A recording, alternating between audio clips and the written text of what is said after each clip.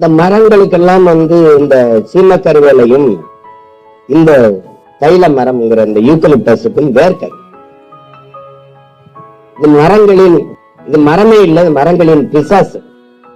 இந்த தைல மரத்தை நடுவதனால என்ன ஆயிருதுன்னா, அது வேர்க்காதுன்னா கடல் சூரிய ஒளியால் நீராவியாகி ஈரப்பதமாக மிதந்து வந்து அதுதான் மேகமாக மாறும்.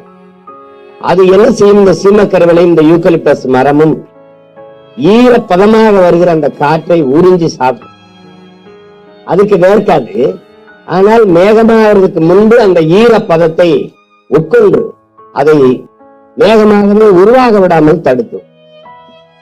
அதனால் மழை பொழிவை இழந்து ராமநாதபுரம், சிவகங்கை, புதுக்கோட்டை எங்களுக்கெல்லாம் கடல் இருக்கிறது, ஆனால் மழை பொழிவில்லை. நாங்க வறண்டு இருக்கிறோம். காரணம் மழை இல்லை, அதனால் மழை.